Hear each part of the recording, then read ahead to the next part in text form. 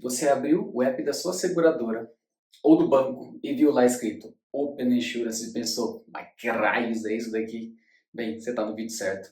Tá? Eu vou lhe explicar exatamente o que é o Open Insurance, como que ele nasceu, quais são os maiores impactos no mercado, quem que vai se beneficiar dentro dessa nova infraestrutura que o Brasil vem implementando aqui no mercado de seguros. Então, se você é só um curioso, se você trabalha em banco, se você trabalha em seguradora, é um desenvolvedor, é um entusiasta de novas tecnologias, fica aqui comigo que a gente vai bater um papo, ok?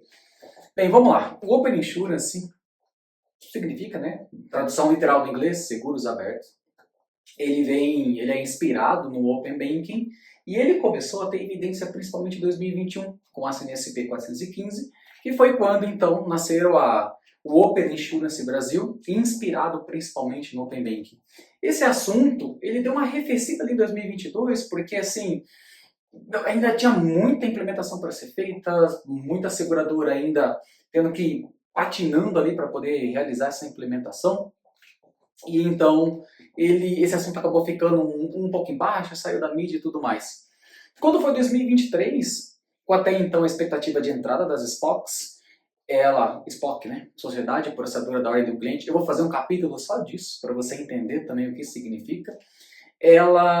Esse assunto voltou à tona, porque até então a expectativa de ter uma SPOC, que é uma corretora online em que você pudesse ter uma jornada única através do seu aplicativo e realizar uma compra de um seguro, um endosso, um sinistro e tudo mais, aquilo ali criou uma certa expectativa, muitas pessoas procuraram entender um pouco mais sobre esse assunto, e então esse assunto acabou voltando um pouco na tona também. Mas aí em 2025, passou 2024, 2025 assim, estabilizando o Open Insurance Brasil, e agora a expectativa é que a gente faça um refinamento dentro do contexto do mercado brasileiro, principalmente. E por que isso é importante, tá? O Brasil ele é o primeiro país a ter adotado essa regulação no mundo. Essa regulação que nasceu vamos lá, né? Vamos pegar os primórdios aqui.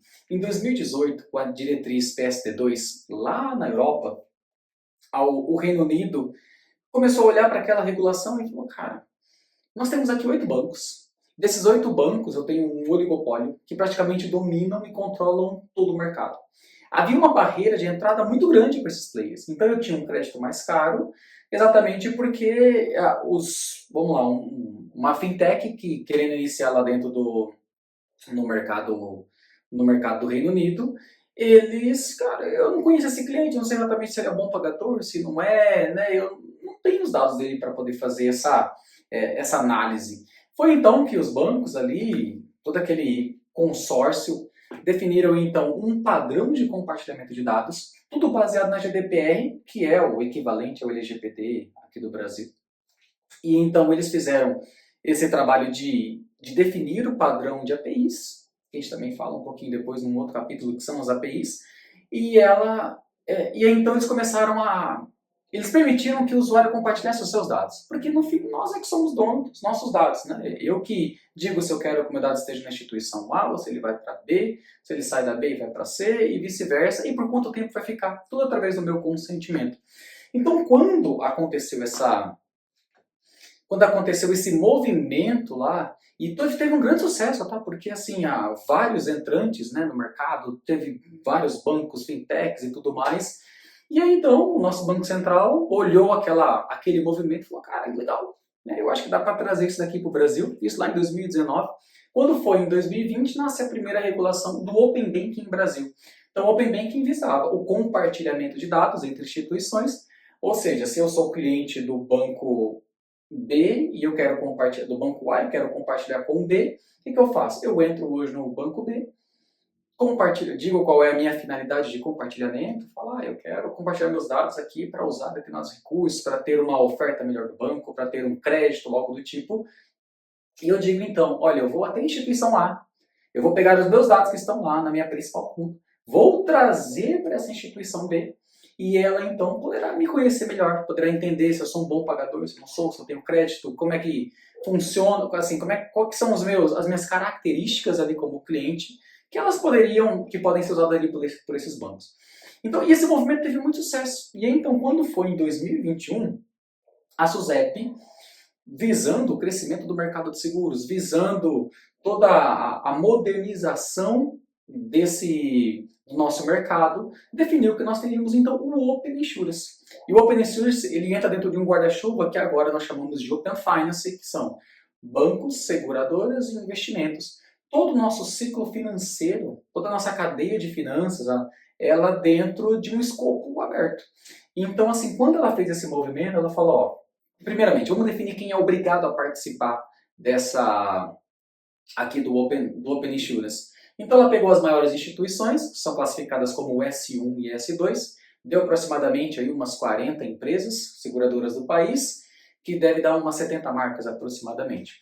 Então, desse grupo de seguradoras, ela falou, olha, vocês vão ter que implementar uma infraestrutura que permita, então, que as instituições, ou melhor, que permita que o cliente final compartilhe seus dados entre as seguradoras. E no futuro, nós pretendemos ter, então, uma regulação também do Open Finance, que é a interoperabilidade, que é eu estar dentro de um app de banco e buscar o meu dado da seguradora.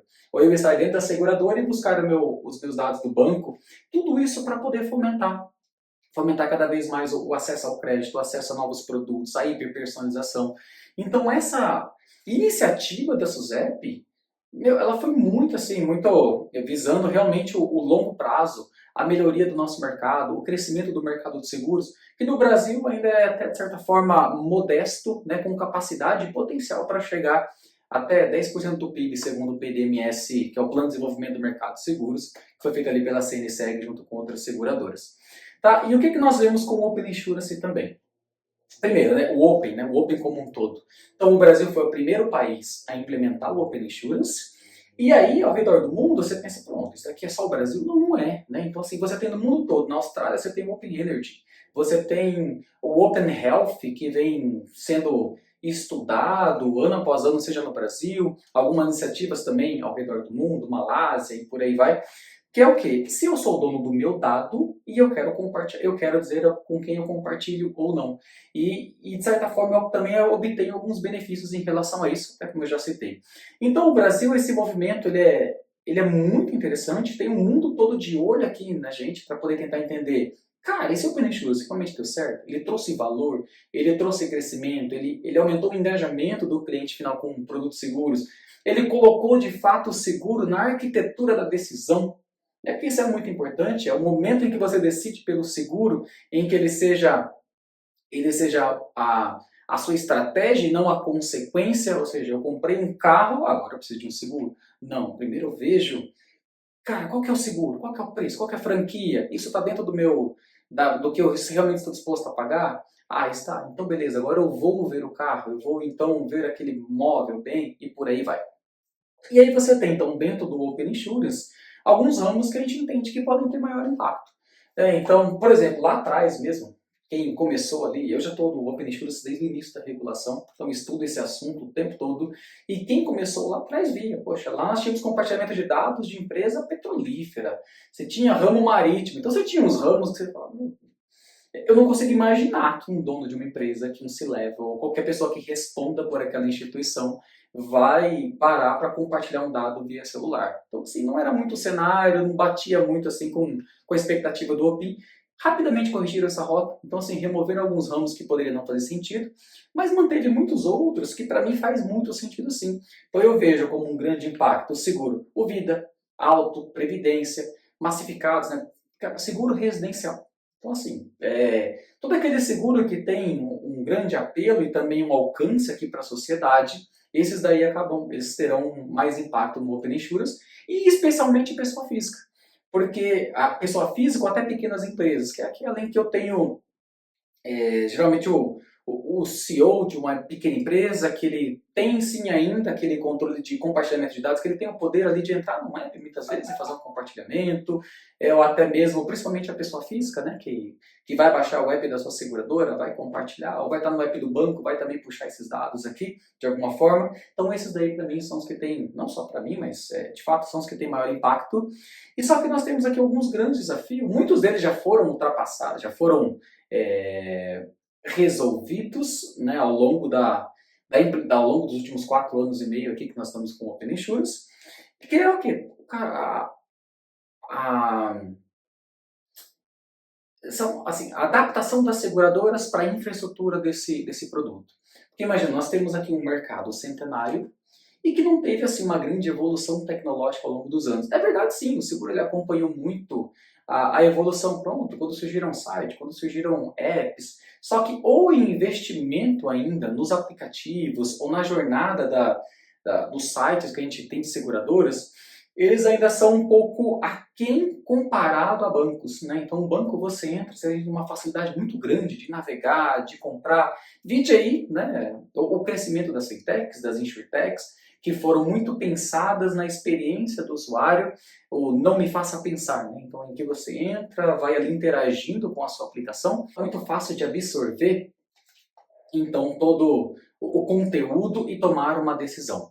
E aqui, então, na seguradora, tivemos um desafio que era, eu preciso me adequar a essa infraestrutura, mas hoje eu não tenho condições. Então, houve um grande boom, né, de investimento no período, principalmente ali 2021, 22, 23, em que seguradoras contrataram muita gente para poder fazer a infraestrutura, muitos integradores, que são aquelas empresas que têm seus motores de comunicação, né, entre uma seguradora A e uma seguradora B, elas ficam ali no núcleo mesmo desse compartilhamento de dados. Então, assim, você teve esse todo investimento e agora o que as seguradoras esperam fazer é, cara, como é que eu obtenho o retorno desse investimento? Eu coloquei um caminhão de dinheiro em cima disso, né? Então lá atrás eu investi muito e agora eu quero começar a obter o retorno desse investimento. Porque isso também é uma coisa que dentro do Open Insurance nós não vimos, não tem um case hoje implementado no Brasil que seja conhecido ou que esteja no dia a dia dos nossos clientes aqui, para que isso também movimente o mercado e comece a engajar as instituições.